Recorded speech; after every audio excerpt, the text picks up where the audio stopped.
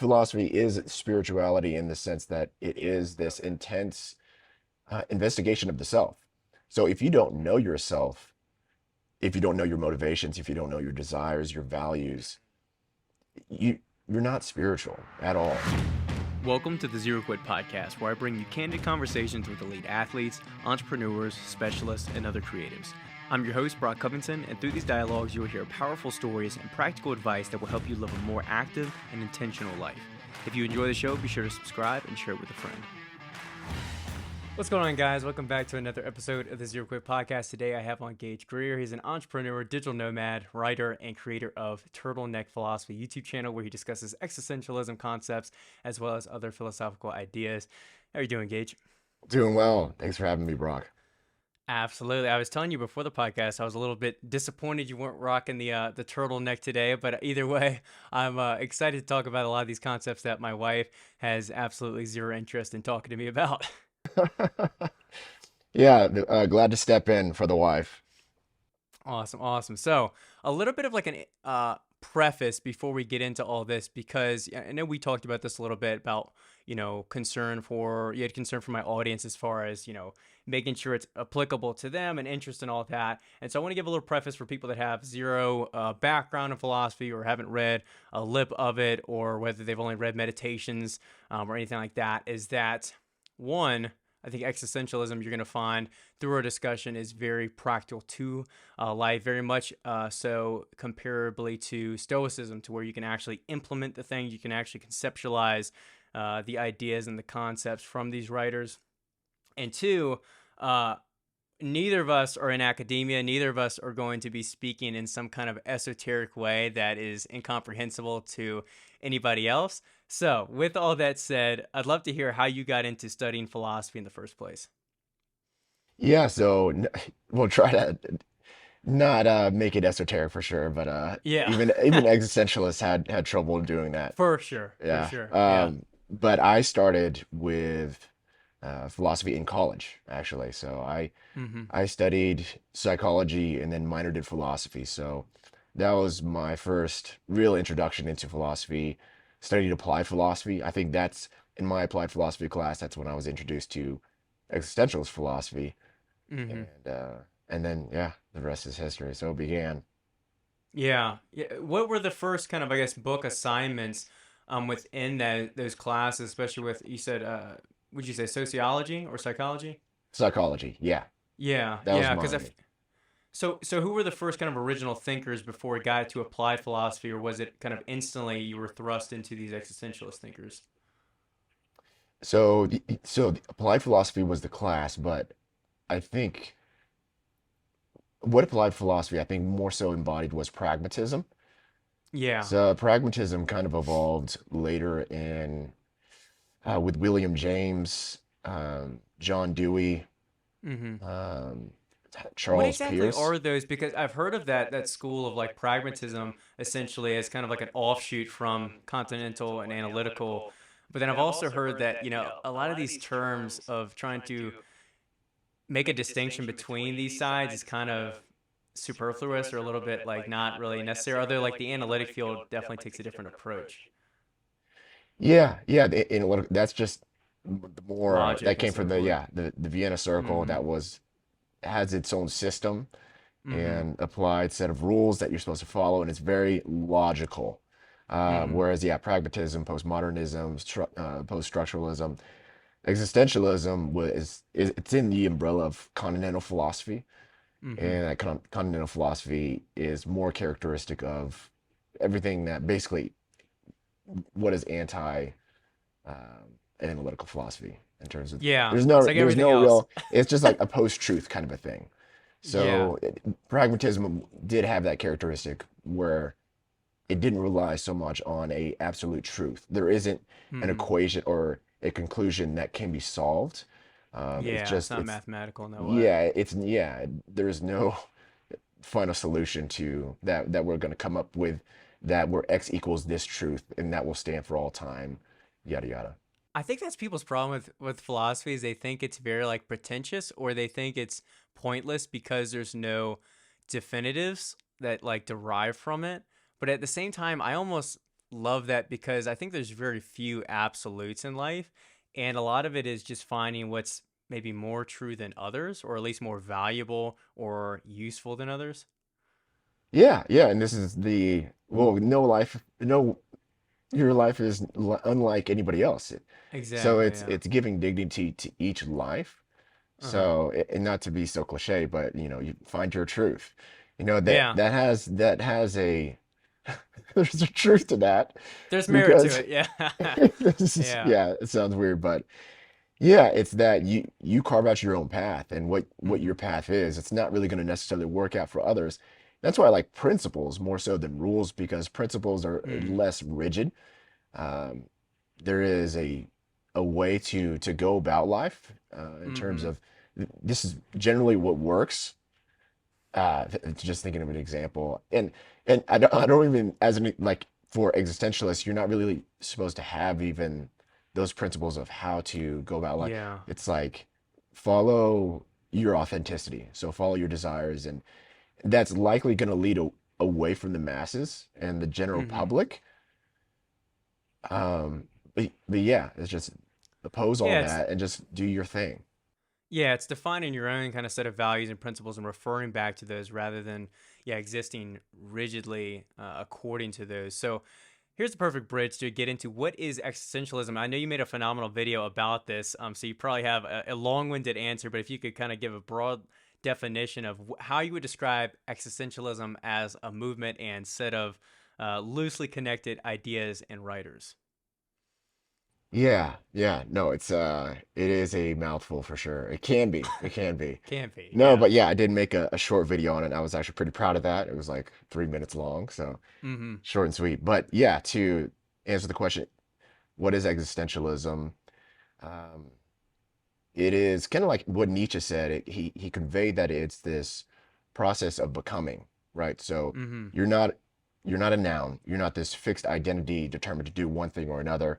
You're more of a process, a verb, made to Mm-hmm. move and to flow and create who you want to be in life. So that's essentially that's the foundation of what existentialism is. But um, yeah, to take it a little bit further, it's uh, we can go over some themes. It follows a Yeah. pattern. So and then we can also address that question that's very suitable to as a follow-up to the question of what is Mm-hmm. existentialism? Is existentialism a philosophy? So Yeah. and so to answer that question, it's yes and no. It's not a philosophy because technically, on a technical level, it's not a philosophy for the reasons that we've already kind of talked about, Mm-hmm. because it's not a analytical philosophy. It's not a doesn't have Not a like a system. set of yeah, it's not a system. It doesn't have a set of principles and doctrines or a, Mm-hmm. a method of self-validating itself to come up with that absolute in the end. It's not its aim isn't to be rigorously logical, Mm-hmm. like analytical philosophy is. But it is a philosophy in that it is this deep commitment to certain themes that affect how we live our lives. Mm-hmm. So some of those themes sorry, this is still a little abstract, but I'll break it No, to down go for it. a little bit Go more for it. and, Yeah. and give you three major themes of existentialism. So one of those three major themes is that it has to do with concrete experience, right? So Mm-hmm. concrete, tangible experience, what you can taste, smell, touch, When hear. it seems like, not to interject, it Yeah, seems yeah. like because one thing I wrote down was that they value existentialists value the subjective experience greater than the objective material. So it's not it doesn't look at life as far as like biological determinism, but it is that sense of becoming, of thinking about the user experience in the world and your set of values rather than looking at what's kind of presented in the world already for you. Yeah, they value your subjective experience. Mm-hmm. So on your self-conscious level. So what you experience, and that's kind of what phenomenology Yeah, really centers around that was experience. Yeah. yeah, the uh, phenomenology is really the starting point of existentialism, which really Yeah. focuses on your self-consciousness, what you come into contact with through your conscious awareness, what you Mm-hmm. become aware of. So an example could be what it feels like when you pet your dog, or what it Mm-hmm. tastes like to drink your favorite cocktail, or Mm-hmm. Moscow Mule, or whatever it be. whatever, or it can be a mocktail. Doesn't have to be alcohol. Mm-hmm. Um, so okay, so the second major theme, so we have concrete Mm-hmm. experience. The second major theme of existentialism would be that it has to do with a staunch opposition to all things that have to do with formal interpretations of how to derive meaning for your life or how to get Mm-hmm. meaning into your life or of life. So, and that's why Mm-hmm. they were such so antithetical to the church and the church Yeah. fathers and their conception of God and how he is the source of meaning, Mm-hmm. because they're like, no, it's you're creating your own meaning. The Mm-hmm. it's you're not Self-defined rather than given to you. Yeah. exactly. So Or it's not. predestined. Mm-hmm. And then we get to that tagline, famous, the mantra of existentialism is that your existence precedes your essence, Essence. Yeah. right? So it's not your essence. You don't have a starting point. Like what I was saying is that you don't have a fixed identity to Mm-hmm. become this or that. You're you're created to make your own person, and Mm-hmm. that really gets at the third major theme is Mm-hmm. that they were huge advocates of free will and uh, Mm-hmm. free action on part of the individual, which is why Sartre said man is condemned to be free. Free to do what? Mm-hmm. Free to create your own meaning, you know? Man, we got like the same notes written down. I love it. Yeah. Which we did independently because I got some of the same quotes from Sartre written down. But that's perfectly that. I think that really gives a good, broad and graspable, for lack of a better term, definition of what existentialism is, and kind of lays a little bit of the groundwork and foundation where we can go from here. So Yeah. I Oh, want and to pick just on just this. to quickly, Yeah, go just ahead. to add one thing, an addendum to that, what's very, very important, and I Mm-hmm. was reading a something, but it really clicked. It's that the more universal your experience is, the more existential it is. So yes, you're focused on your individual experience, but what makes it existentialist or more existentialist to a greater degree is how universal that experience is to other In people. relation to others. And Yeah. yeah, so Okay. so this is why Mm-hmm. the fear of death and responsibility are such through Mm-hmm. lines through all existentialists, because so many people go through that anxiety and that experience Mm-hmm. of that. So Yeah.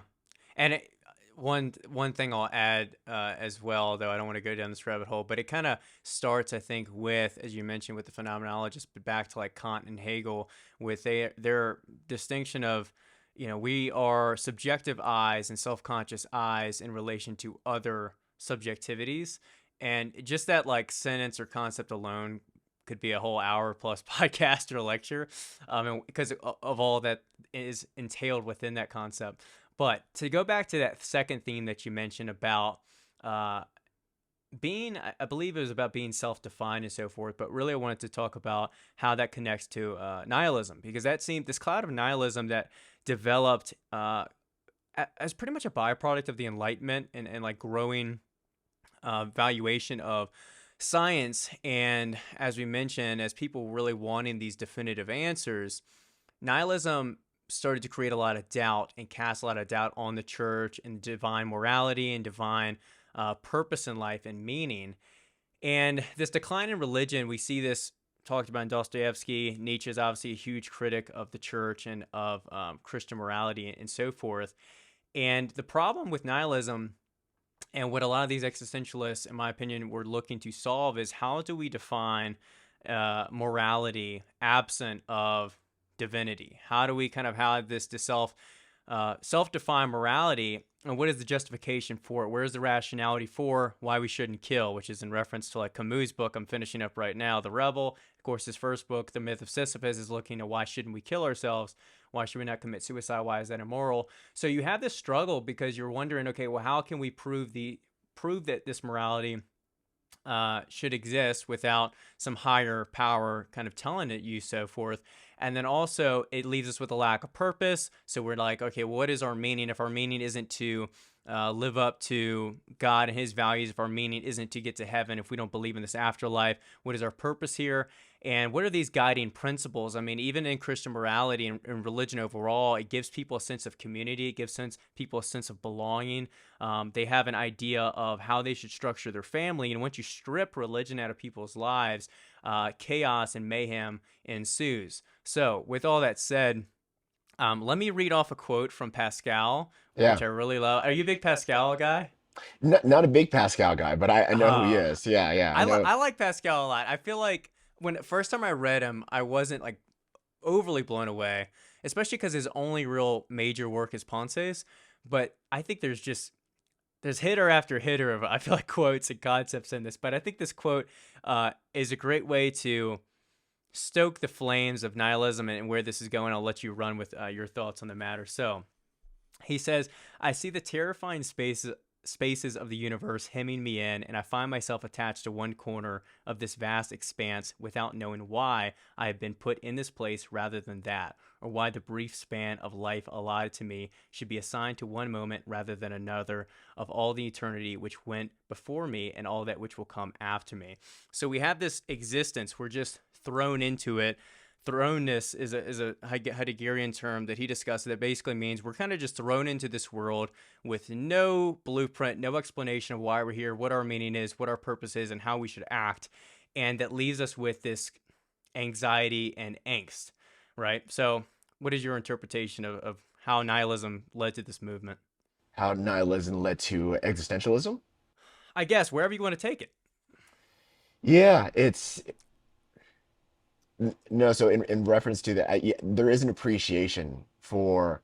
Yeah, I haven't read that bit with Pascal, and yeah, Yeah. again, I haven't read a lot of him to begin with, but no, that is just an appreciation for the mystery of life. Just Yeah. that we can be grateful that there is anything that exists at all, that there is something over Mm-hmm. the nothing.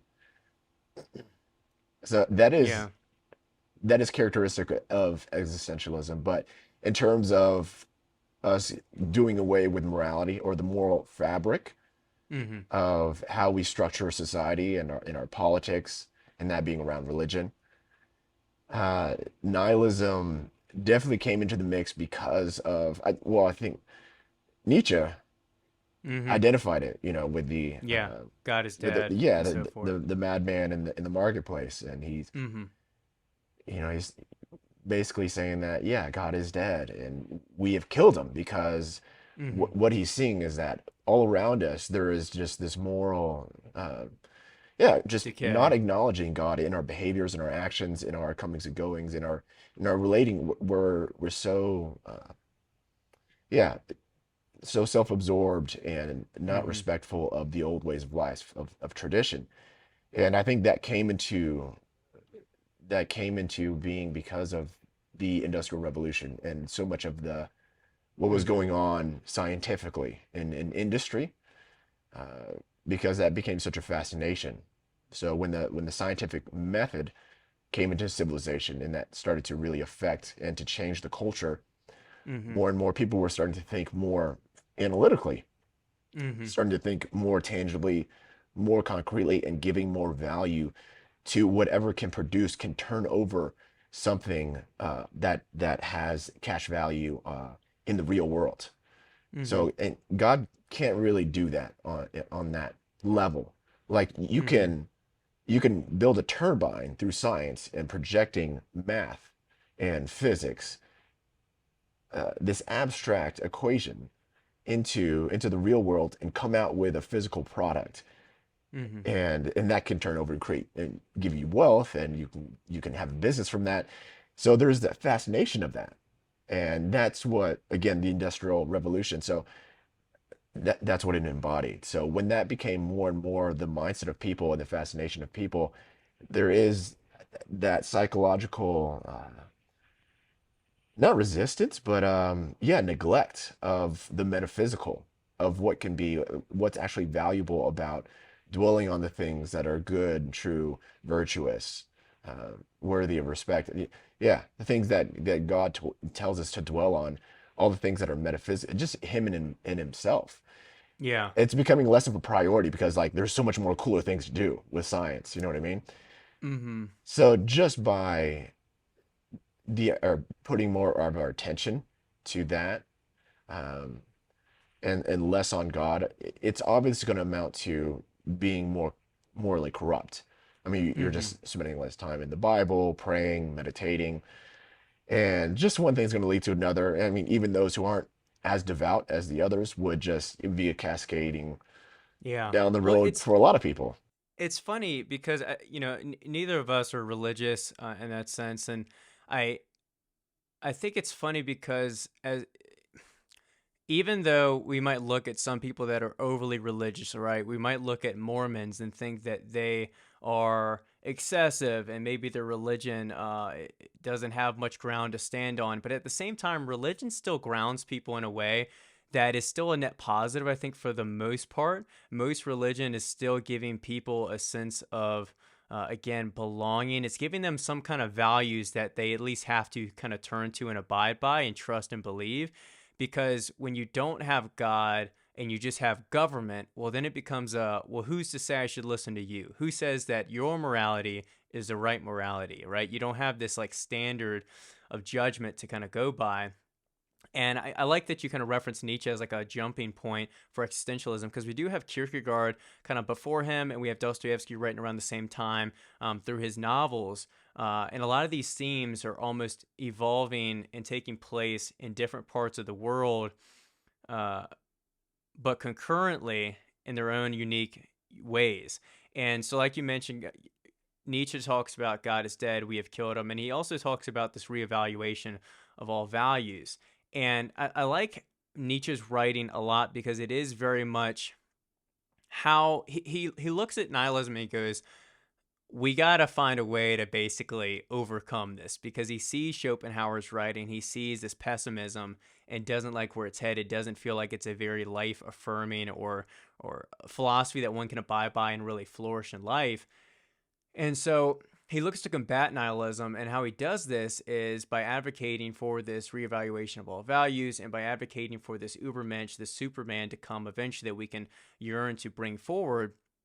And essentially, what the Superman's capable of doing is defining his own values, as we mentioned, and living according to them. So, really sitting down and figuring out, what is important to me? Where do I find my existence? To lead on to start as well, how do I materialize myself in the world? How do I define myself? What brings me meaning, rather than looking to a god or looking to a even a community or looking to a government to hand off a certain meaning or way of life.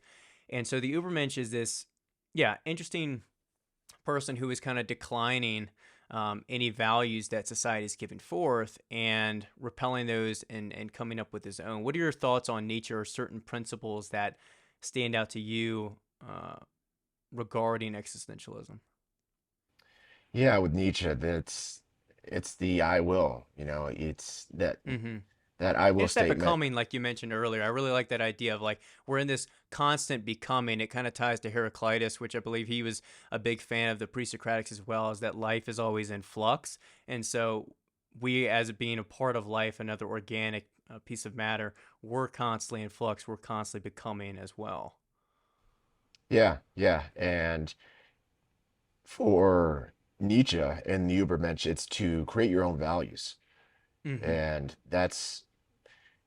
really what that's what he tried to, I think, embody in himself. Mm-hmm. And he didn't, I don't even know if he could really figure it out. It's It's funny because because it a could lot of drive you these mad. And philosophers, yeah. he did go mad. And it's not it's not for the faint of heart for sure. And this kind of goes back to why I think it is easier to go with that cookie cutter template and framework Yeah. for what meaning is in life and subscribe to that. And it's so much easier because I mean, at least I Mm-hmm. had that background of growing up Christian, and there Well, is a lot of meaning in that. And I it's don't want to. really hard to, and it takes a lot of effort to figure out your own values, justify them, constantly think through them, doubt them, redefine them, admit you're wrong. And, it's this really hard process. And like you mentioned, it's a lot easier to just turn to the church and say, "How should I live my life? What should I do?" Yeah, just tell me what to do. Hmm. We just want we don't want to figure it out. We want the cheat codes. Yeah. So many. Yeah, and uh, yeah, especially if it's not a priority or if we're not naturally, if it's not in our temperament to be curious or yeah. open, a lot of people can just opt out and just, yeah, tell me what to do. But for those who are curious and more philosophically minded, their values are kind of set to figure things out and Mm-hmm. explore their own independence and their own authenticity in that philosophical way to determine what their values are, what their motivations are, Mm-hmm. and so forth. And I think that is actually the foundation of spirituality in my Mm. eyes. Curiosity? Um, Philosophy, actually. Well, So I mean like the principle of curiosity leading to like your spirituality and like defining yourself. yeah, funny. So I didn't really spell that out super clearly, but I think spirituality, um, yeah, philosophy is spirituality in the sense that it Yes. is this Okay. intense investigation of the self. So if you don't know Mm. yourself, if you don't know your motivations, if you don't know your desires, your values, Mm-hmm. you you're not spiritual at all. Like, Yeah. right? Because that is the through line through every spiritual endeavor or enterprise. Because whether it's Christian, whether it's the new woo culture, everyone, Yeah. they have their metaphysics, sure, and it's all over the Mm-hmm. place, you know. But despite all, just take out all the metaphysics, and if you just look and if you s- look at that common thread is that it really is just to know the self more. Yeah, well, it ties back to like what we said. It comes back to the self. Like that's the very principle. And I mean, all we can experience life through is the self, is the subjective through our own lens. So that's why it really matters to define your own values and why, like we mentioned earlier, as much as I don't agree with how it's utilized, maybe by the radical progressive side of things, of the idea of know your own truth or your truth is like superior than, or more important than the truth. There is, like you said, there's truth to the truth of that Yeah. because all you can experience is yourself. All you can experience is this subjectivity.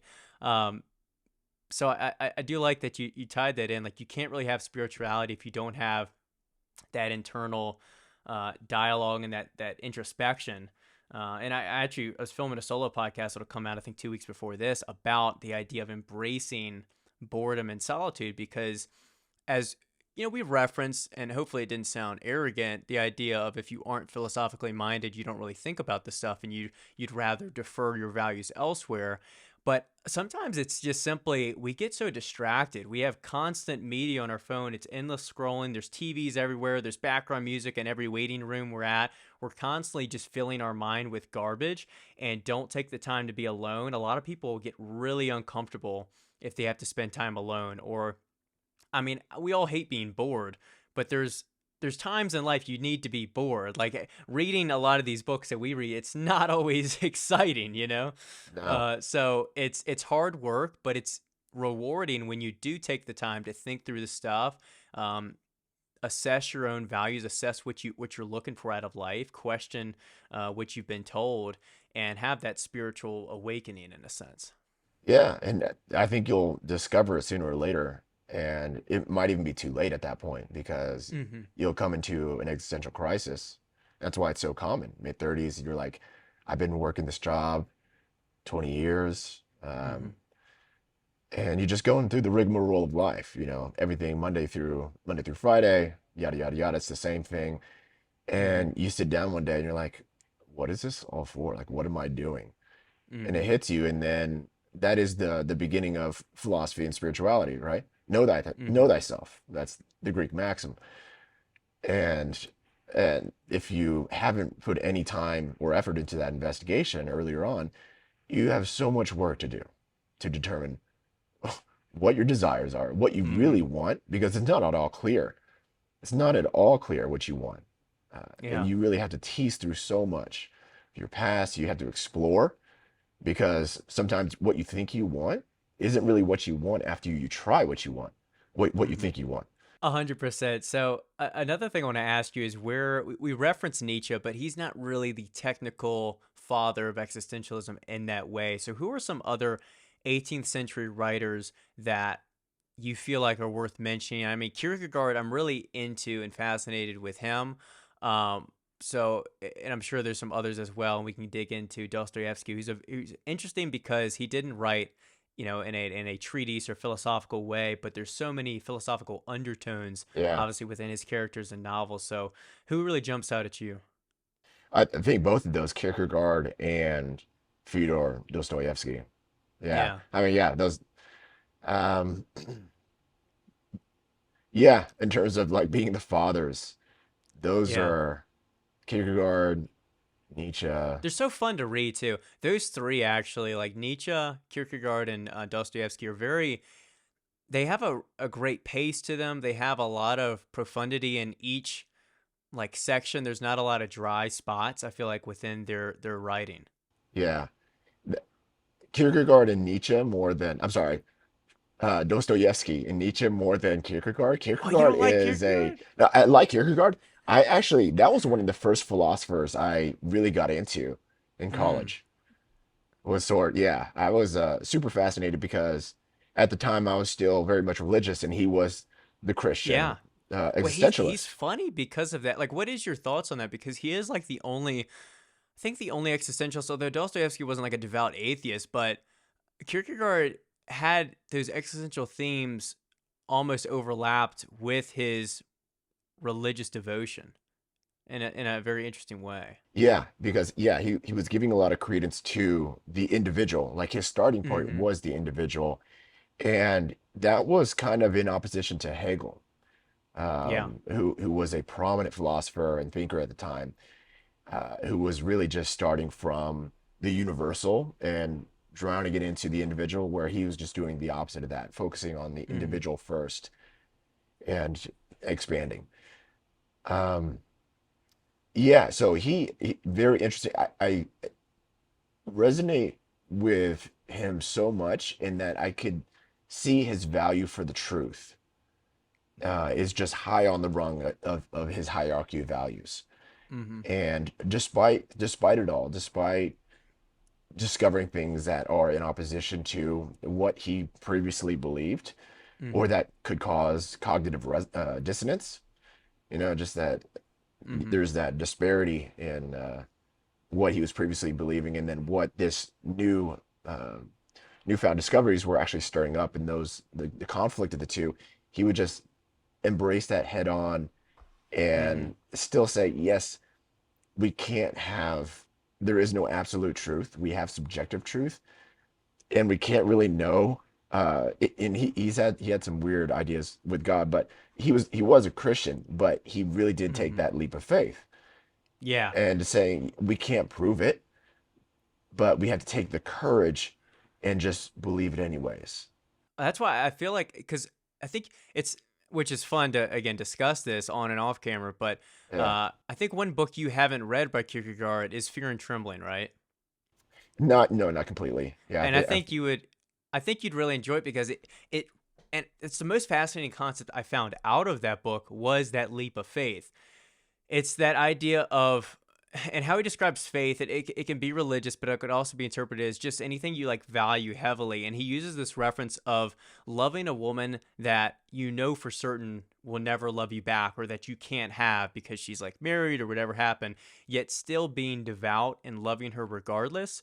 Or as we, reference God, like even with, let's say, evidence that points towards the contrary, still holding on to this faith, taking that leap of faith and allowing that value, allowing that ideal to kind of fulfill you with joy and purpose. It it's interesting, because I think a lot of people dismiss faith as mystical, but I just keep going back to there's something about this writing, and I'd have to do a deeper dive and study to really elaborate further. But it is interesting just the way he articulates faith as this higher, as this highest value, because I think he talks about it in another book, but there's like three stages where you're living hedonistically, then you're living ethically, and then you're living in this higher religious level that supersedes, let's say, the ethical, which is the service to your I think community the or your aesthetic. government or Yeah. whatever. The aesthetic, that's right. It's aesthetic, then ethical, and then religious, I believe. And exactly. And so it's interesting. I don't know, but you mentioned the leap of faith, which he talks about. The night of infinite resignation takes this like leap of faith, and yeah, I really enjoy his writing. I think it's fairly easy to understand. I think it has a good like pace to it, and also I read a literary review of his called like the second or the two ages. Yeah. I don't know if you've read that one. And that one I found was really interesting as a critique to society. He talks about like leveling how society and the collective and the group mindset, the herd mentality levels the individual, and basically, yeah, submerges the individual rather than which again kind of ties back to how we're saying universal versus the individual. Yeah. There's my off ramble, but yeah, he's a fascinating thinker. No, yeah, to sum him up, I think he is uh, the bravest and most intellectually honest Christian ever, because Yeah. he really just did tease it all the way down to the bottom and saying, hey, look, we can't really prove a God Mm-hmm. exists, and that truth is subjective. And we really just had to take the leap of faith. No Christian would. I mean, and he got a lot of strife Black and from the kickback church. from the Yeah. church for sure. But it's just he was so intellectually honest. I Mm-hmm. really just appreciate it from that guy, and that even despite that, he had that the courage to, pick himself up by his bootstraps and just move on and Mm-hmm. have the courage to take the leap of faith. So I can't imagine being in a time like that where there's no other thinker, like where you're the Yeah. pioneer of that thought and you have no one else to Yeah. kind of bounce these ideas off of, or just have someone at least remotely resonate with you on these subjects. Mm-hmm. It must have been Well, so a lot lonely. of them, specifically Kierkegaard too, they wrote under so many pseudonyms, Yeah, yeah. so To protect that their they were ass. like, yeah, to protect their ass.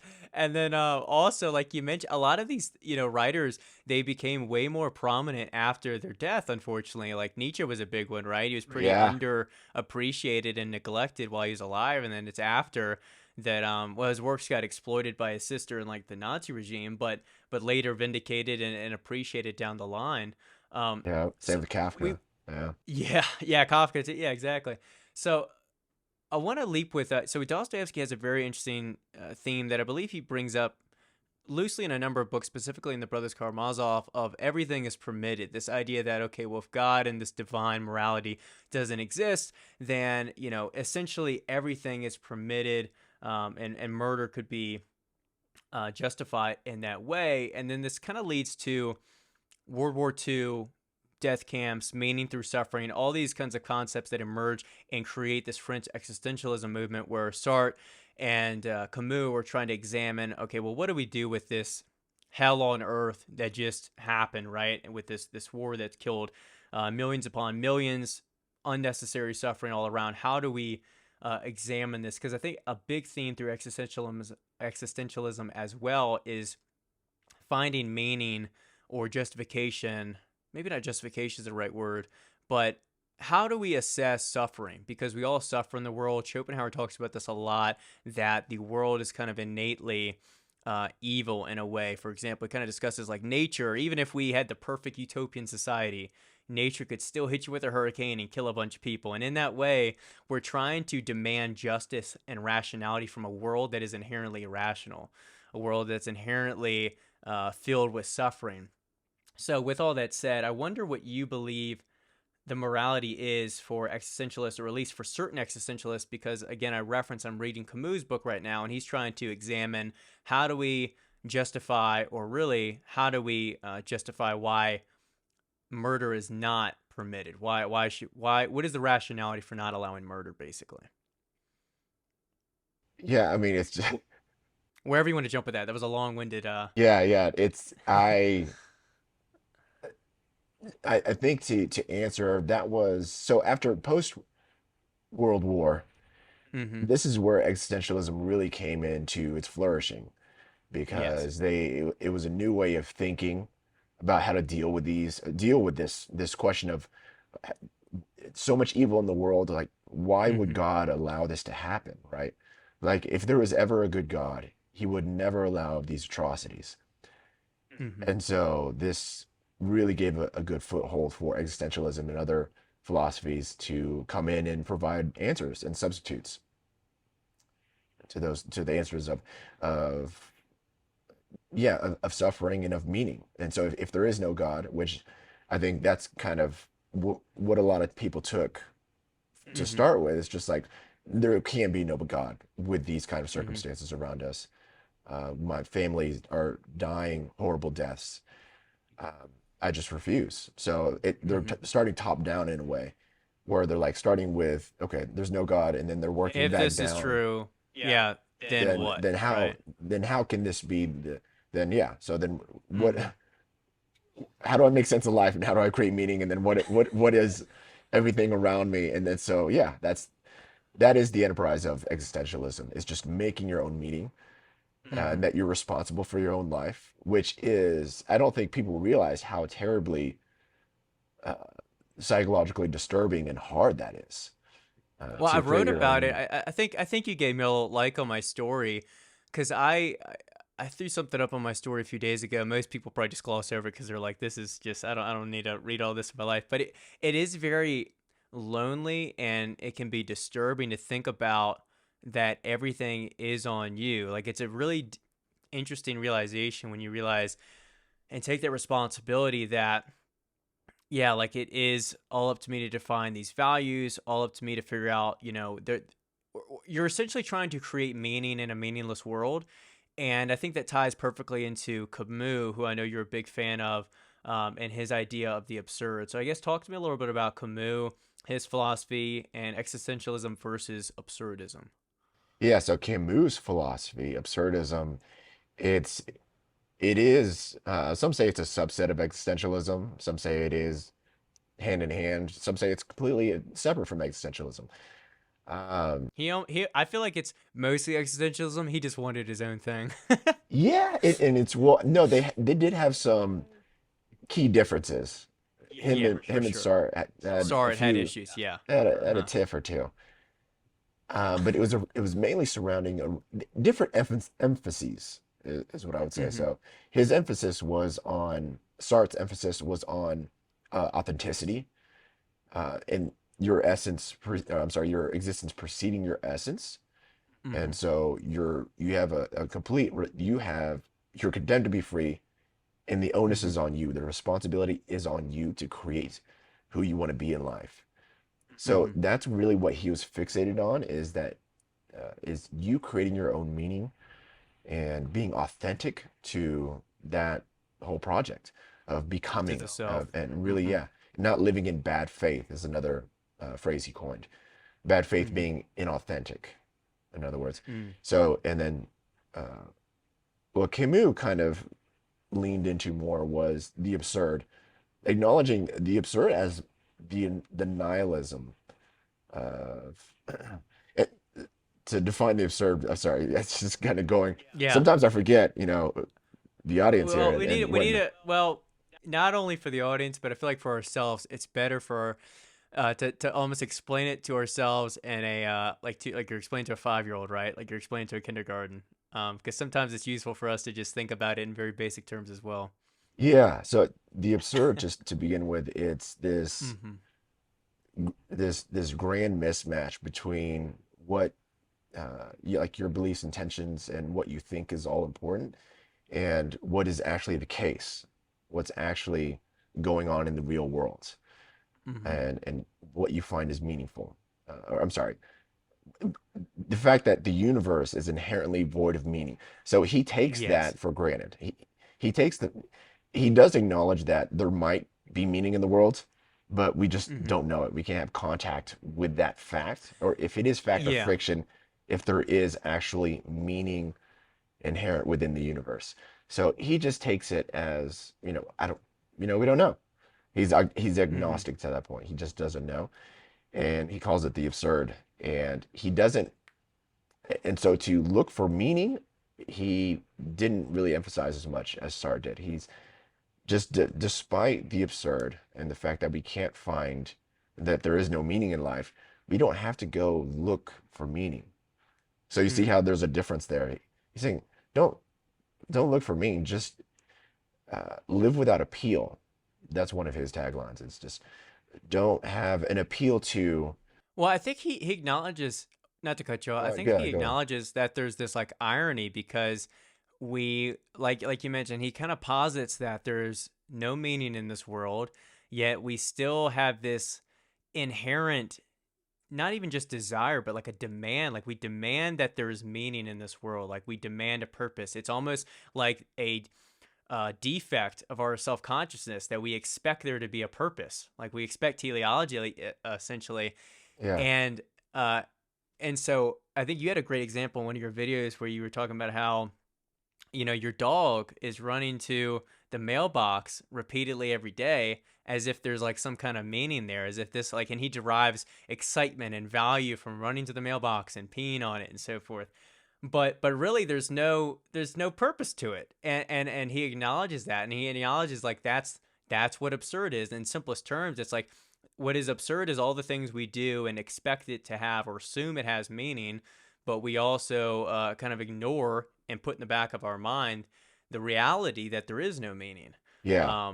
And But and then this, go ahead. yeah, yeah, yeah. No, so yeah, but the difference was that the dog couldn't, he doesn't understand that that's absurd. That's right. And Yes. what's interesting, so that you sent me a clip today about consciousness and how like the Yeah. defect of our self-consciousness is that Mm-hmm.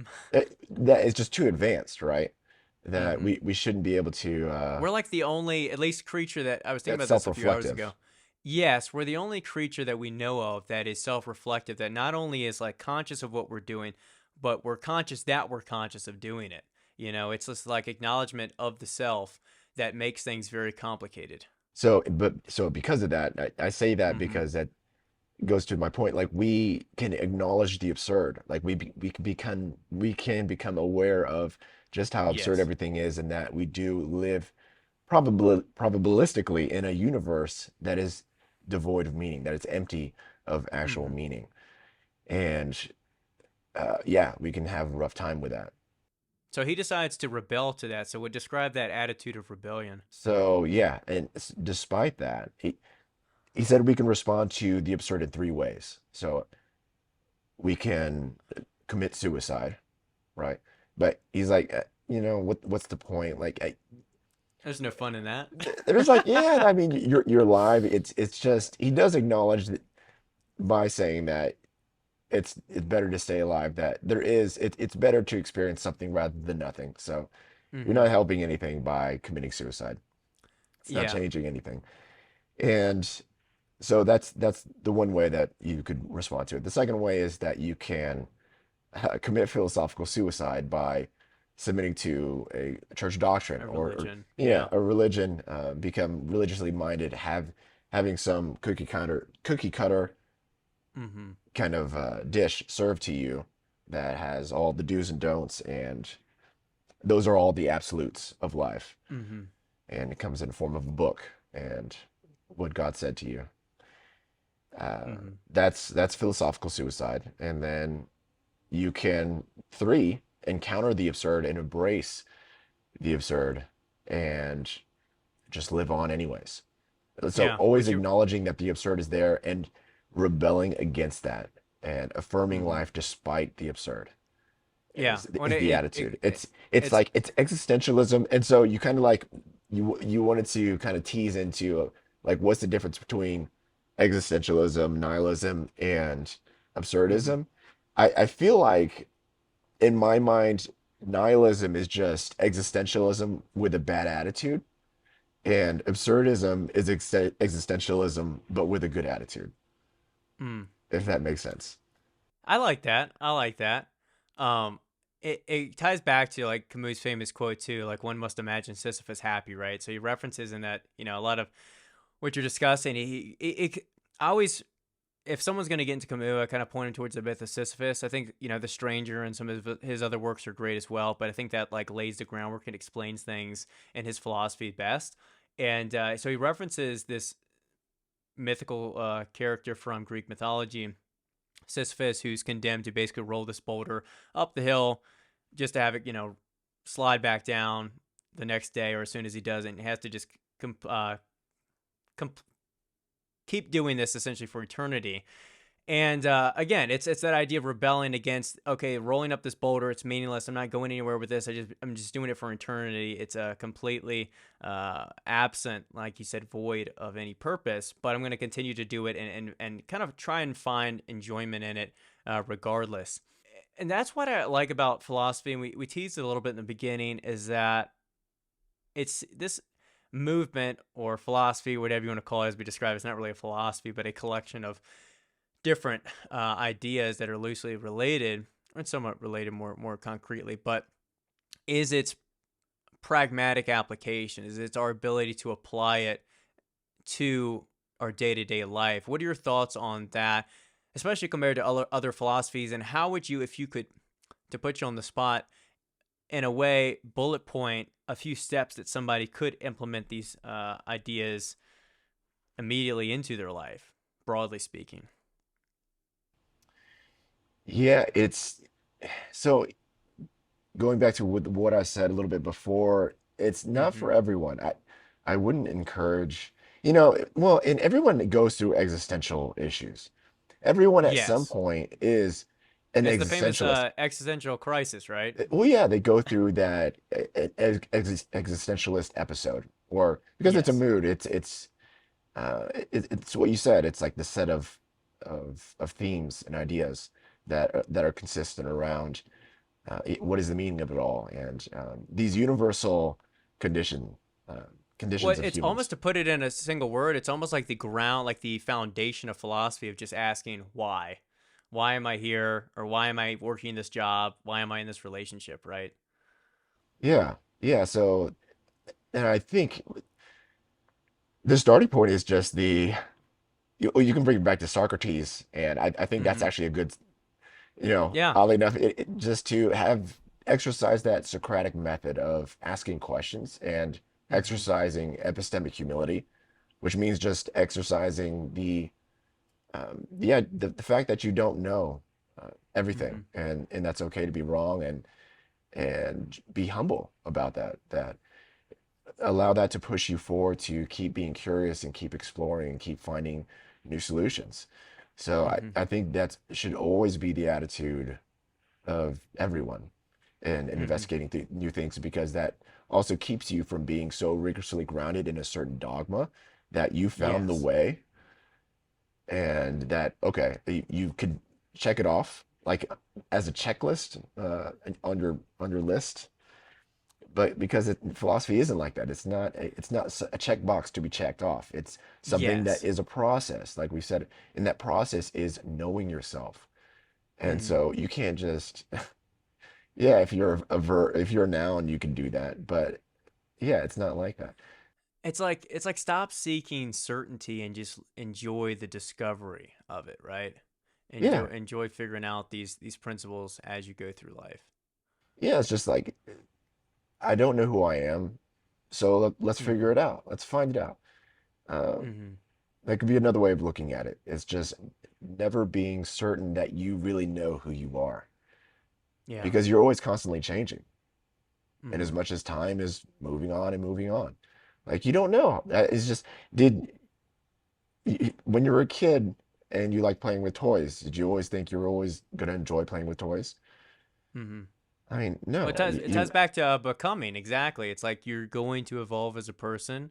Your values may change. Your interests may change, as you mentioned. You may not want to do those toys anymore. You may not like this job or this friend group anymore. And I think it's embracing that change and that evolution of the Yeah, self. yeah, absolutely. And not getting bogged down in one set of interest and values that you Mm-hmm. had at a certain point in time, because yeah, that's just living in the past. So I want to ask you where Kafka fits in all this, because I know I sent you a text. I was like, "You want to ramble on Kafka?" Because he's such a fascinating writer as well, and again, another fiction writer. And his stories to me embody a lot of those absurdist themes, because just the weirdest things happen in his story, and hence the term used often later on is like Kafka-esque, like a Kafka-esque story. And I mean, he's got one, of course, in the famous Metamorphosis, where the main character, like the story starts, he just wakes up and now this guy's an insect. And the funny thing about it is not just that he's an insect, but that he doesn't really react to the fact that his body is dramatically changed into a bug. He's kind of like, well, shit, I got to get to work. So, what are your thoughts on Kafka, and what are your favorite, I guess, m- themes or principles that you take away from him? Yeah, the Kafkaesque is really closely related to the absurd.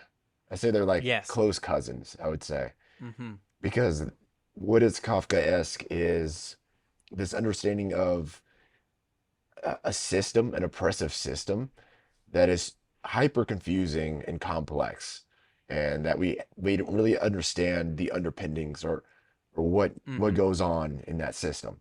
The example is the judgment or the trial. I love the trial. Yeah, that's the other one I've read. Yeah, yeah. It's just so this guy, the protagonist, is dragged Mm-hmm. to court. He has no idea for why or what's going on, They never tell and him why. Yeah. yeah, and it's just one court procedure after another, and it's very yeah, it's very complex.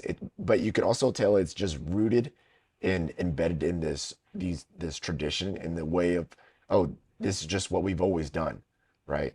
Yes. It and the I thought. military is very much like that. I mean, if you go to the DMV, it's very much like it's very Yes. dry and Well, the routine. story I was thinking about on my run. The story to me, what I drew out of it was, and I won't spoil the ending, but it doesn't end in the best way, it's because the protagonist, as you mentioned, is just so fed up with the bureaucracy and the like standard procedures that he just wants to know what he's charged with, when the trial is going to like end. There's never like a set timeline. He just wants to know, what is my sentence going to be. He just never can get certainty, and so he lives in this perpetual cycle of like anxiety and angst and confusion. And I think yeah, it's just like comical in that way. And he at that point he just submits, because I think we get that way too. We just want to know, and it kind of goes back to just wanting those principles to live by and wanting certainty in life. Is we get a lot of anxiety when we don't know things for certain, when we don't have set end dates or set time frames or set things in life, and we don't like that ambiguity. Yeah, yeah, and yeah, we want to know things for certain, and Mm-hmm. it's uh, another example of the Kafkaesque is like the paternal figure, just Yes. and on the very concrete level, and he actually had his own struggles with his Mm-hmm. father, as I think you know. So I think that really fueled a lot of his writings and motivated a lot of the things that he wrote was because of the issues that he had with his own father and wanting to please him, Mm-hmm. and because he was his father, I think is Henry Richard, I forget his first name, but his father was disappointing that he didn't follow in his footsteps, and he wanted Mm-hmm. to go to law school, and he did go to law school. He forced him to go to law school, kind of way, but uh, Franz wanted to be a writer, and he was very Mm-hmm. bookish and just not all leveling up Well, to what the father expected him to be.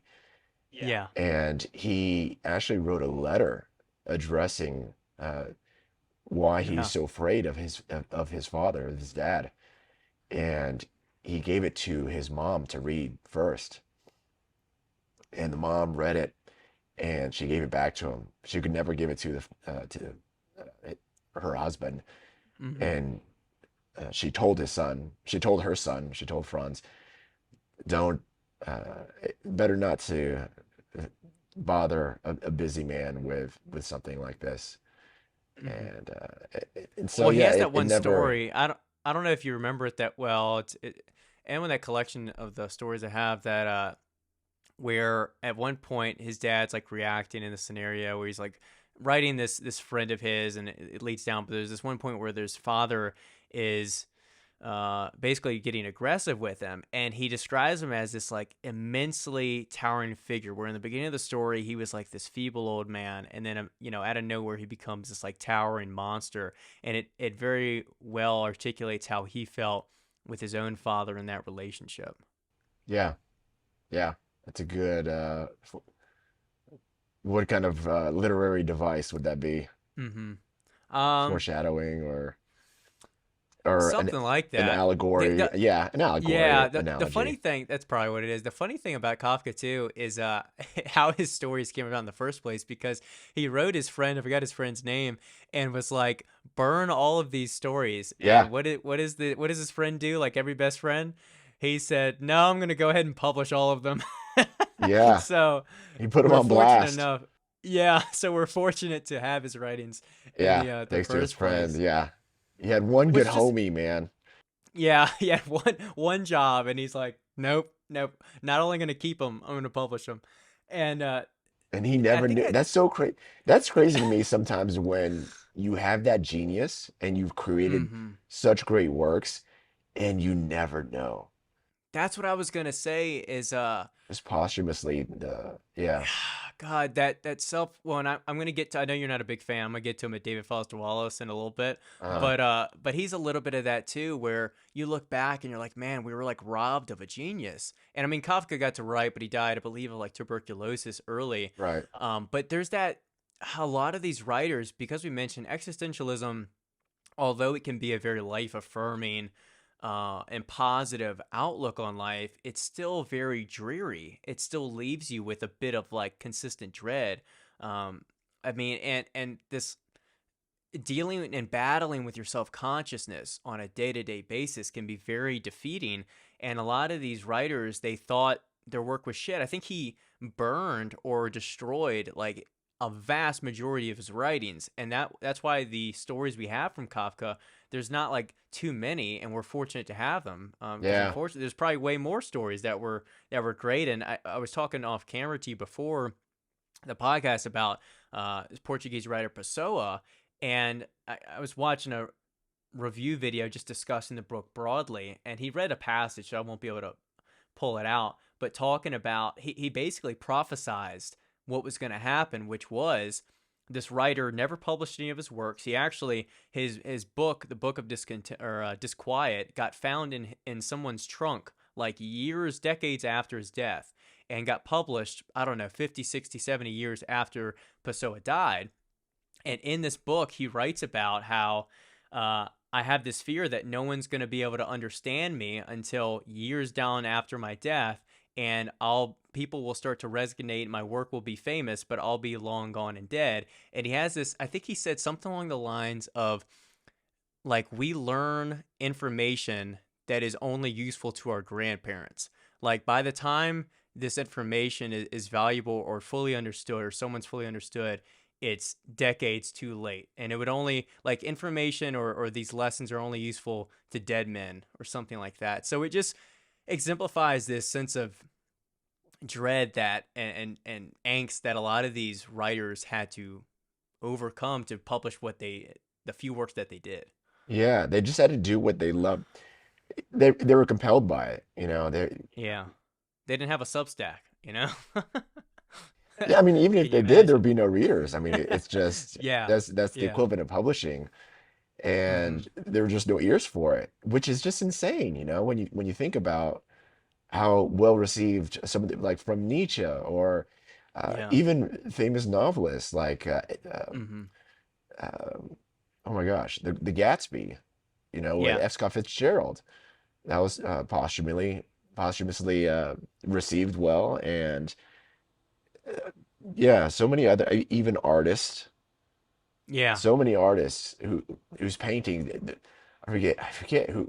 There's one guy who didn't sell one painting, hmm and oh my God, it's killing me that I don't know his name or I can't And then recall after it. he's dead, they go for millions. Yeah, and it's just, Yeah. and then What's they sad, these never guys knew live it. in They would never absolute know. like depression their whole life.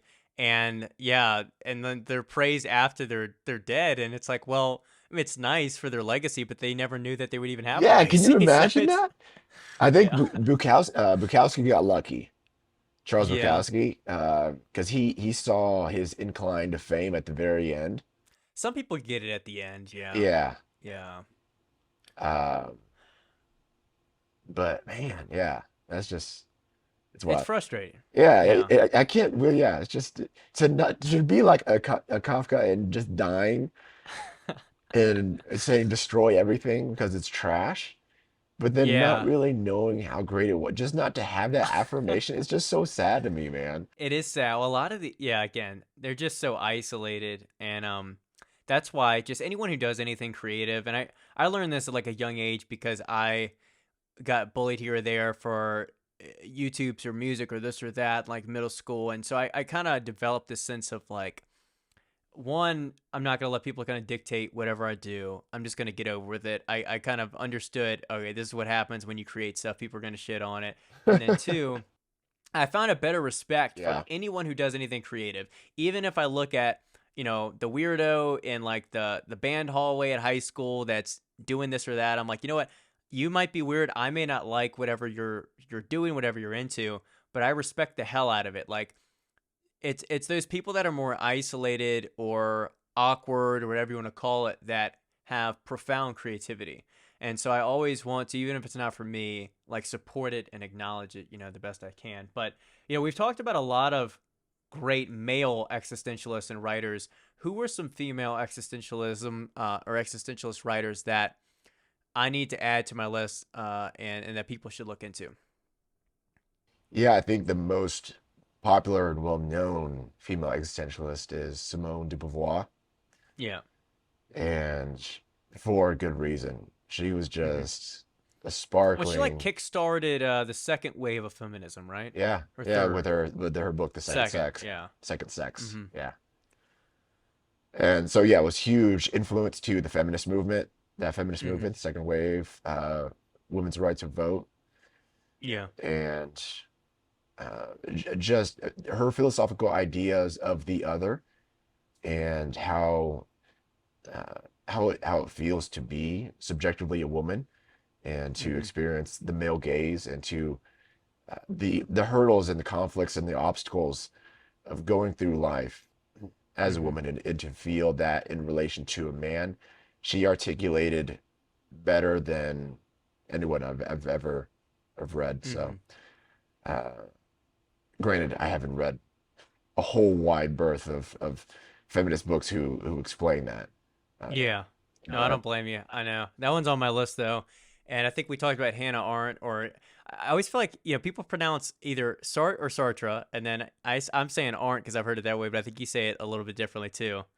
Although uh, that's besides the point. yeah, yeah, yeah. Tomato, tomato. It's just, I You think know what they're we're both, talking about. I think they're both acceptable English Yeah. translations. Yeah, Hmm. So I guess her, and I guess and are Arendt. there any others I'm missing that are worth looking into as well? Yeah, well, yeah, like you said, Hannah Arendt and or Arendt. Um, I've been getting into Susan Sontag. I've seen some of her books on like my explore page. I'll see like people post, an aesthetic picture of a few of their books, and I've seen that. I don't know anything about her. Yeah, she isn't like a traditional proper existentialist, but Uh huh. her writings definitely cover a lot of existentialist themes, and damn, is she brilliant. Yeah. Yeah.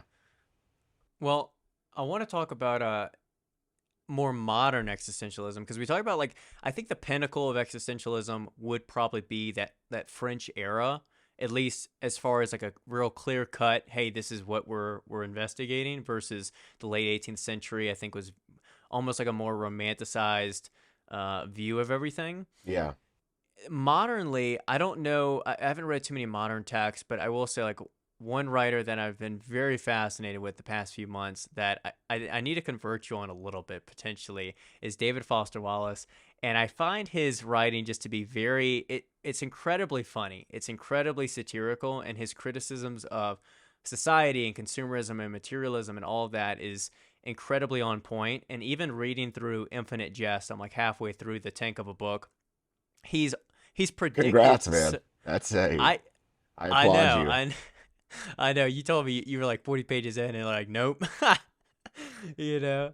But he's predicted some things in that book that come true. So like for those who don't know, it's essentially I don't know if I call it a dystopian world, but it's like set in like the future where America, Canada, and Mexico are essentially in this like giant alliance or nation, and there's essentially film cartridges that people view. And keep in mind, this is 1996 that he's writing this. Well, in years prior, published in 96.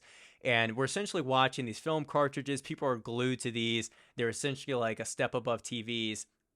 And I read a thing. There was other examples in the book where he like predicts what's going to happen. For example, he talks about video phoning, and I'm like, Oh, you mean FaceTime? And he talks about how people get so self-conscious about how they look on video because now that you're not talking on the phone, people see your face, that people start to want some kind of, he describes it as like a physical mask that you put on that like digitizes and Wow. shows you differently. And I'm like, you mean like Like a filter? filters? Yeah. And it's really weird. And then he talks about how people kind of revert back because they don't want to have to deal with how they look. And I'm like, you mean like voice messages that we kind of do now?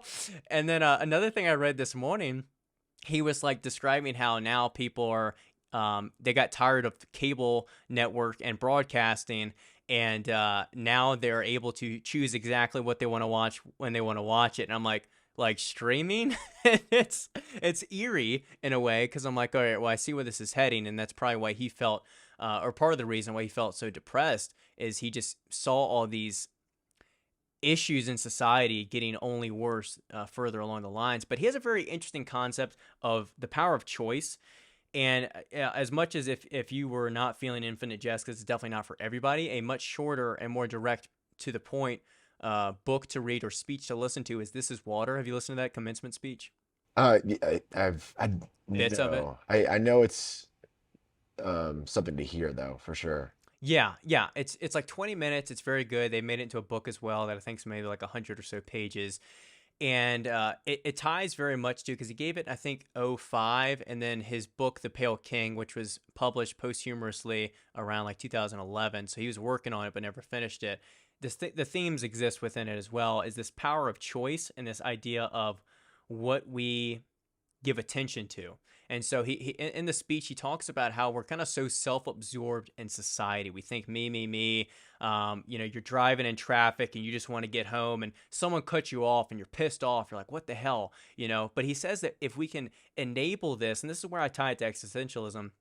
If we can enable our self-consciousness, if we can choose and use that volition to perceive it differently, because he looks at like, okay, this event of getting cut off, that could just be meaninglessness and suffering in this world. But if I can choose to interpret it differently, if I can choose to imagine that the person who cut me off is rushing to the hospital to take their son who's sick, then I can say, okay, well, that's actually good. That actually has some value. So you're essentially choosing to assign value to it. Another thing he talks about in The Pale King, which he basically is, the scene is set like these IRS workers doing the most mundane rote tasks. They're looking through tax examination after tax examination, doing the most boring thing in the world.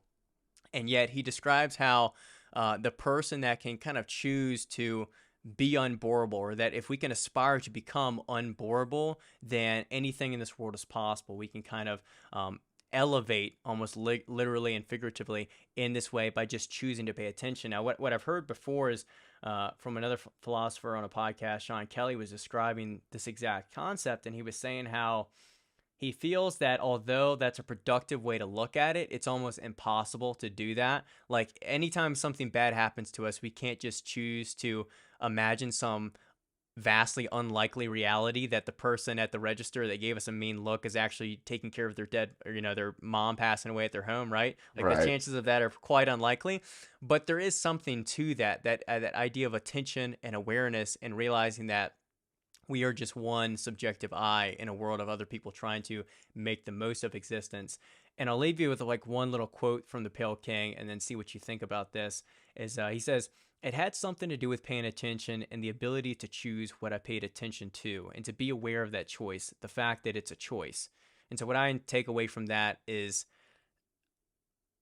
really enabling our consciousness and our intentionality. I guess being more intentional about our values and what we choose to care about and derive purpose from.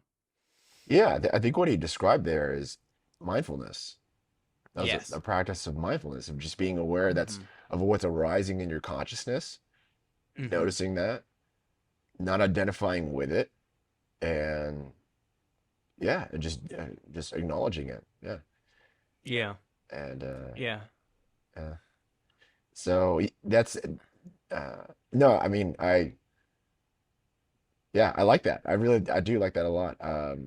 No, I'll turn you on him you slowly. I'll need to read some more of him for Because sure. what was your reason again? I think you were saying he was just very verbose and like showing off, essentially. Is that what was turning you away? He does, and I can see him as an absolutist. Like I almost see there was a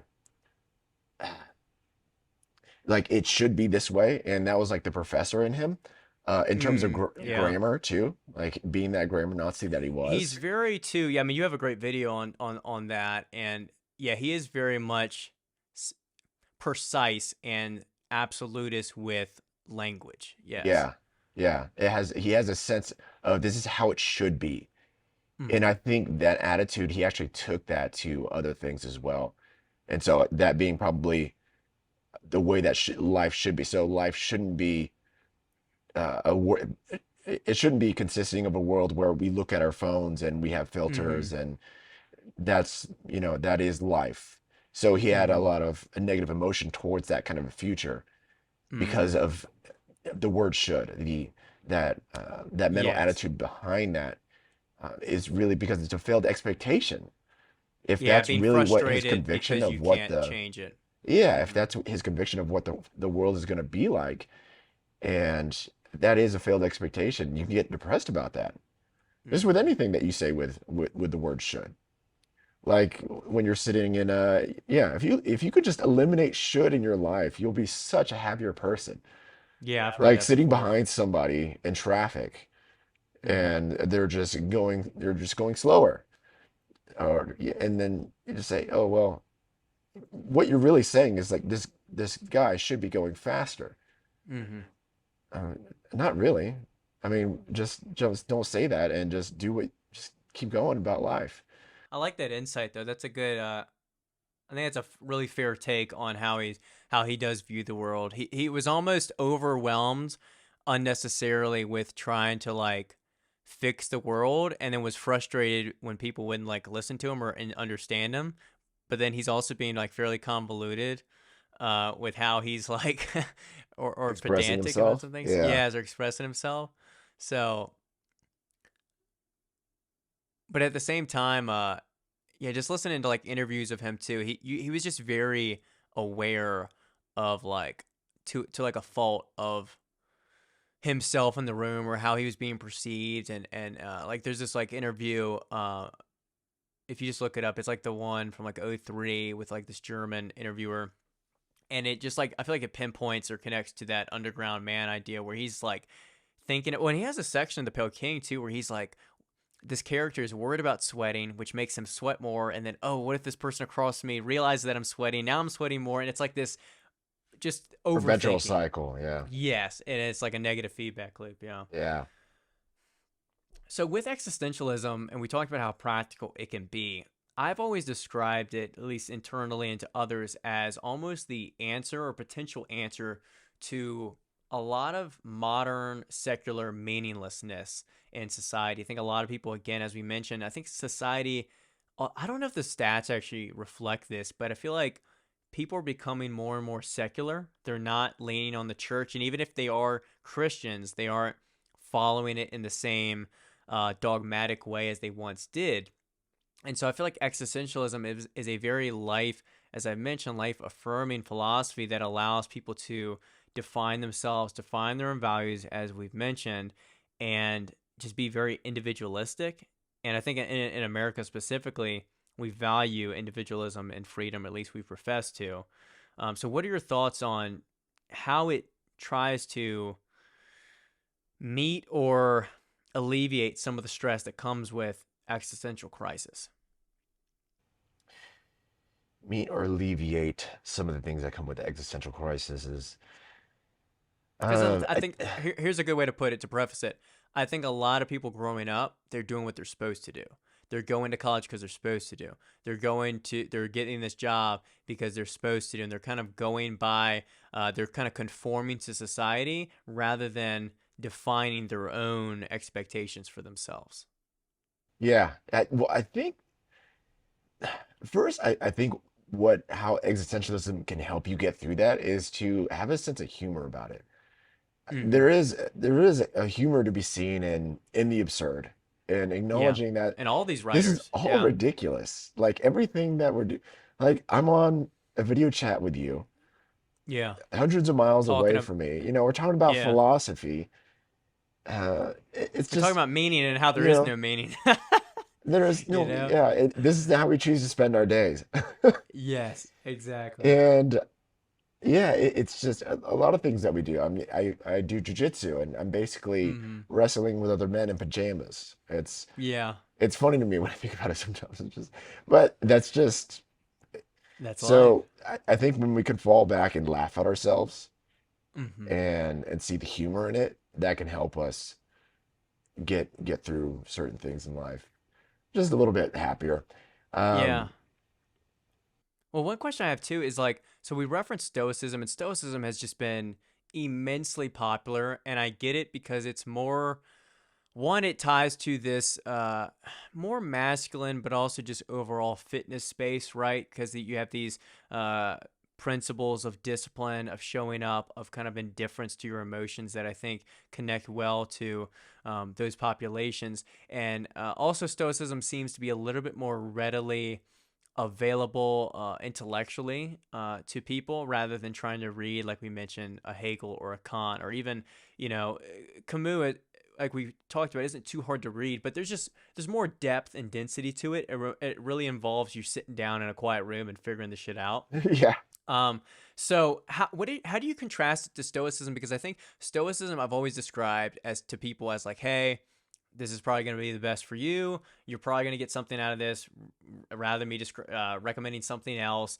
And I think it's very practical. But I do think what I wrote down here is there's almost this contrast of indifference with Stoicism, like I'm going to live in accordance with nature, versus Camus' rebellion is, or even Nietzsche, is man finding fulfillment by rebelling against nature. Despite there being meaninglessness, I'm going to derive value and assert myself in this world anyway. yeah. No, I mean that's spot on. I feel like that is a key distinction because Stoics were pantheistic. That was their Mm-hmm. religion. So they understood the logos, God, nature, Yes. the ultimate principle of the universe. Well, fate has designed you to be where you're supposed to be in life. So the life circumstances you're in, life events Mm-hmm. you're in, the status that you have, you're not supposed to veer away from that category, from that box that fate Mm-hmm. has put you in. And you're supposed to make the most of your life within that category. Mm-hmm. Whereas existentialists would say, no, you need to break that mold and to extend as far as you can fly to become whoever you want to be in life. Mm-hmm. So it's and I, so pop stoicism would actually subscribe more to that existential philosophy than actual Yeah. traditional raw stoicism. So That's a people good like, distinction to make too. Pop stoicism versus yeah, the real stoics. yeah, like raw stoicism. Yeah. I think Holiday, Ryan Holiday, Mm-hmm. is more existentialist than stoic in that Yes. sense. Amor fati, love what Mm-hmm. is, right? That was a famous stoic mantra. Mm-hmm. And how he interprets that is that to love fate means that you need to um and from a stoic perspective, that's just to stay in your lane, to Yeah. love the condition that you were brought into the world, whether you were a slave or a king, whatever. So say you were a Mm-hmm. slave, just to be content with that.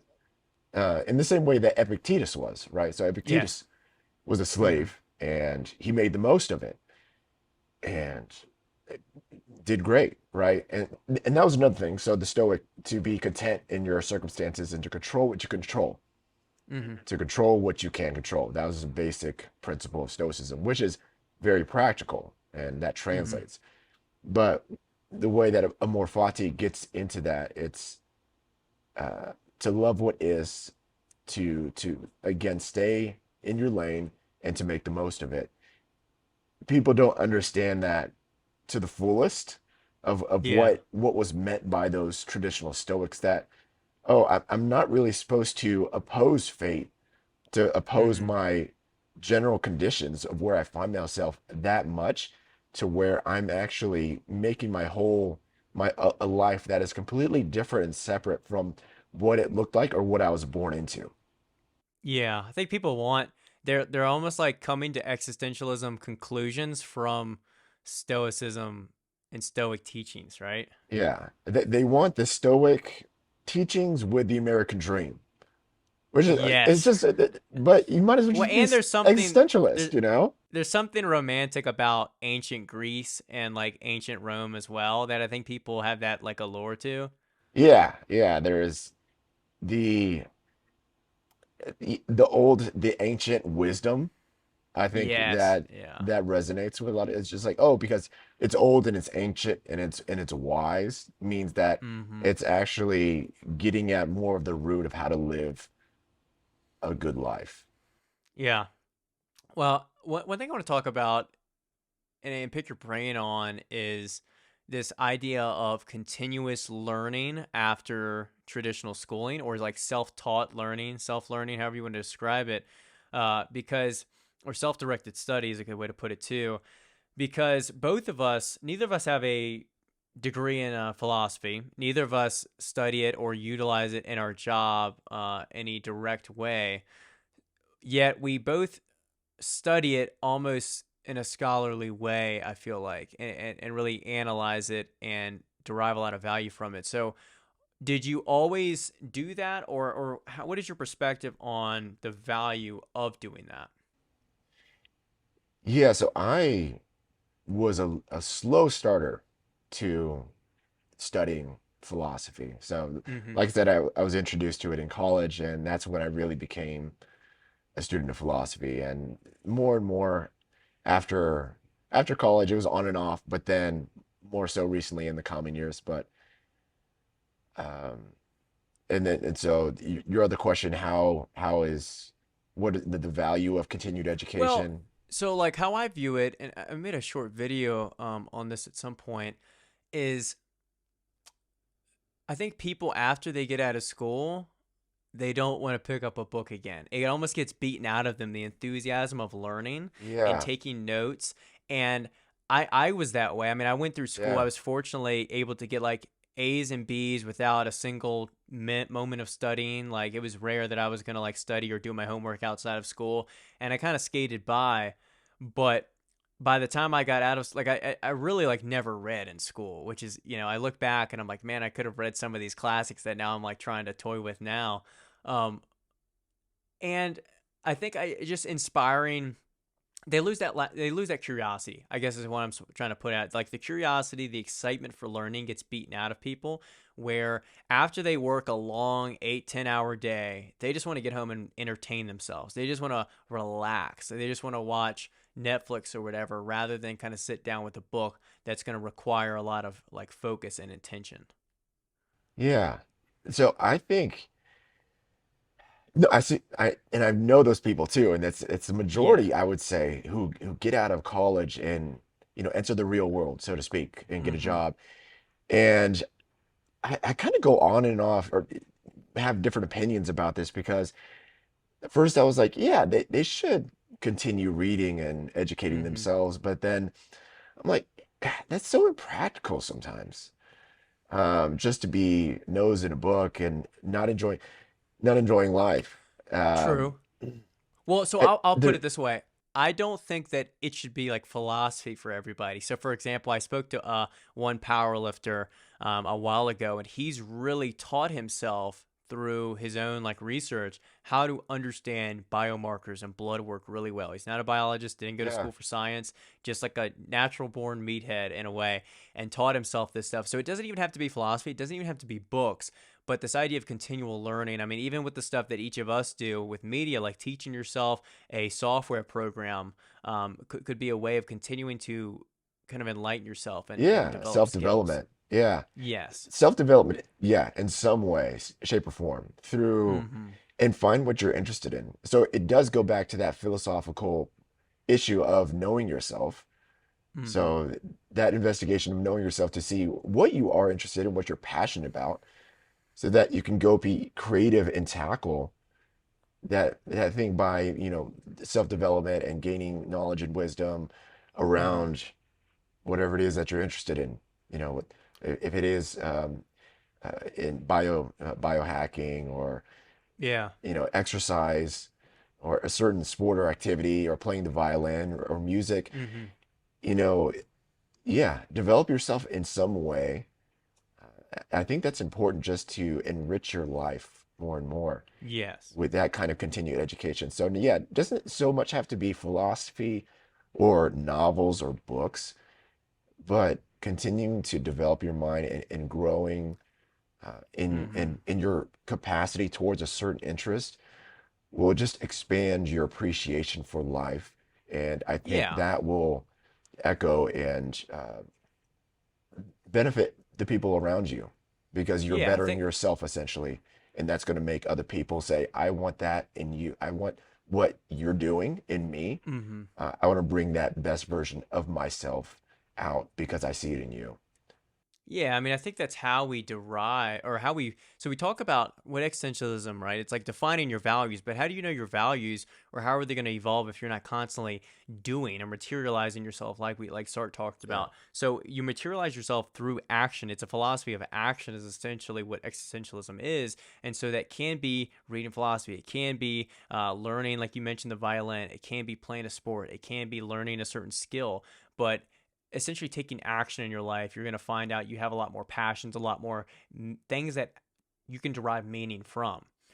So that's what I think it really comes down to. But for those of our listeners that are wondering how to get into philosophy, I think we talked about it a little bit, referencing Stoicism in a way.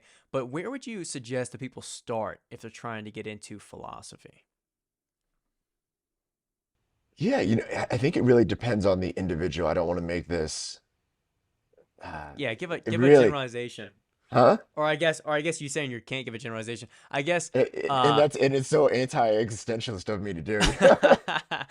well, Um, here's what I'll say. I'll yeah, preface it and say my advice, and then yeah, you yeah, can maybe shoehorn in yours, is I always look at it as, and I kind of followed a hybrid approach to this, but I view starting or getting into philosophy, you can kind of look at it in three approaches. You can jump into whatever you're interested in, which I kind of did. I went right to Nietzsche, and I understood a small percentage of it, but I was excited about it. I was like, oh, yeah, Nietzsche, he sounds cool, blah, blah. His writings are interesting.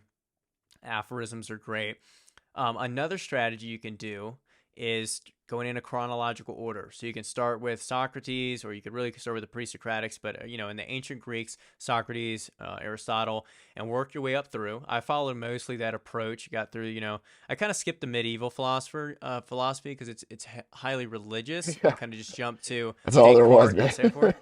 Yeah, unfortunately, it was just yeah, murder and religion around those days. Yeah, And then the third approach is going by certain fields of thought. So going and reading like the existentialists, then reading German idealism, then reading Cartesian thinkers or rationalists. And you can kind of break it up that way too. And that way you can kind of bounce around the ideas and see how Hume relates to Descartes, or Locke relates to a Berkeley. And you can kind of see the differences and the similarities and how these ideas evolve. So that's one thing, is figuring out kind of generally what approach you would want to take to getting into philosophy. yeah, And then also is just reading slowly and not trying to get bogged down with the details, because you're not going to get everything out of the book or the novel the first time you go through it. So don't stress it. Take what notes you can, tab it up. You come back to it later. You'll get more on the reread. And yeah, just like don't stress it too much. yeah. No, I like what you said, giving approaches and Hmm. tips. What I would add to that is, yeah, I'd start with what you're interested in, whether that be, Yeah. is it practical philosophy? Is it, uh, are you wanting to get into the metaphysics? And you also have you might not have any kind of philosophical background. You might be Yeah. completely new. And in that case, that should really dictate who you're going to be introduced to. I wouldn't go to Ludwig Wittgenstein Yeah. as a first philosopher. It's just, you're going to be hella confused, dude. Hmm. And even still, someone who is well versed in philosophy needs to have a commentator to kind of read Yeah. along with what's going on in his brain, to understand and make sense of that. So yeah, Immanuel Kant, you're not going to get him. Is No. so I would try to be a little bit more selective and who I would you say like read to give yourself the an easier time with yeah. some of these cats. And yeah, who you're interested. Think Nietzsche is there is a resurrection with Nietzsche There because is, his yeah. books are smaller and he's a Yes. little bit easier to Yes. understand with most. And he's definitely more relevant and one of the most popular ones. And he's benefited. Mhm. His work has influenced so many other philosophers' works Yes. that that might be a good place to start. He's a The more that I decent think place to about it, start. yeah, L- I'll say this. I think you can get the gist of what he's saying on the first pass. It's just the deep layers underneath it that take a few like lectures of watching or podcasts to listen to or rereads to really get everything out of it. But yeah, Nietzsche honestly isn't too bad of a place to start. I would always say like Aristotle is a great place. Plato's dialogues are fine. I'm not a big fan of like the dialogue structure. I don't really enjoy it that much as a reader, but I think Aristotle has great works. His Nicomachean Ethics is phenomenal. One book I don't see people recommend that much for beginners is John Locke's An Essay Concerning Human Understanding. Have you read that? I haven't. No, That one's a really good book just for laying the groundwork of like where knowledge comes from. So it kind of looks at like epistemological analysis in that way, and it's like he talks about identity and consciousness. He talks about sensual our senses basically, and our sensory uh, how senses basically like leads that sensual activity leads to knowledge and understanding how we conceptualize it in our brain and all that. So it really kind of gives you an idea of where rationalism comes from, because we're who defines what reason is. Well, reason comes from the objective world. It's from what we can see and experience through our senses. So it's a great book. It's fairly easy to read and also touches on some other subjects. So that's a good one. But to round out a little bit of this discussion, you referenced it earlier. You're a jujitsu practitioner. And I think that's where when I first stumbled upon your videos, I was like, all right, I can tell this guy like works out too, which is a nice thing to see, like, or a nice place for us to kind of resonate with each other. Because I've lifted for like 8 or 9 years at this point, ultra ran for like 3 years, but just this idea of being both a meathead, but also intellectually curious. I've yeah. heard one guy on my podcast described it this way, and I wish I came up with it so I could like trademark it, but he called it like half monk half motherfucker, and I thought that was perfect. So what is your attitude towards this idea of like mental training and also physical training, to put it in that way? Yeah, I don't have a for me, they just happen to be my interest. So I Yeah. really, there is a virtue, I think, in it.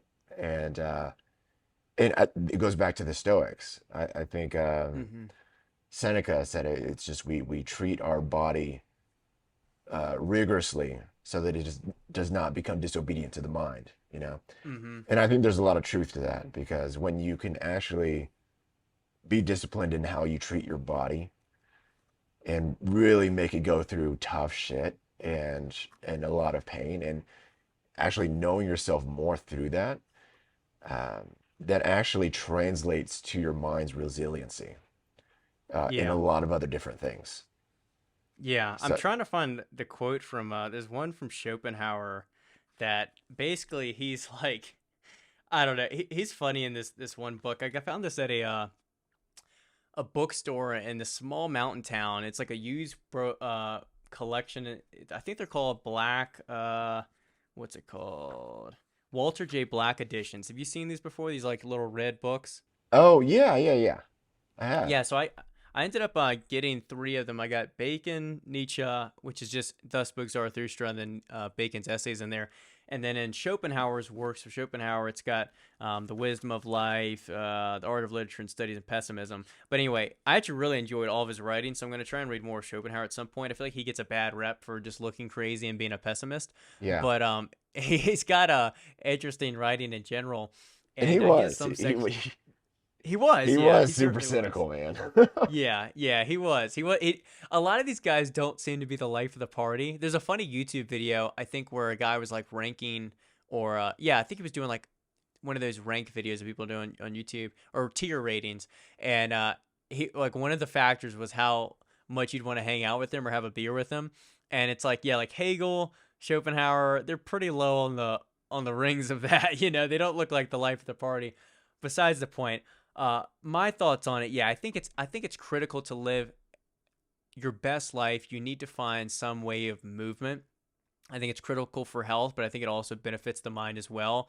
I can't speak on all of these, but I know plenty of these philosophers did have some form of exercise. I know, to reference David Foster Wallace, he was really into tennis, and found a lot of beauty in the art of that. And art was also incredibly important to many philosophers, including Nietzsche.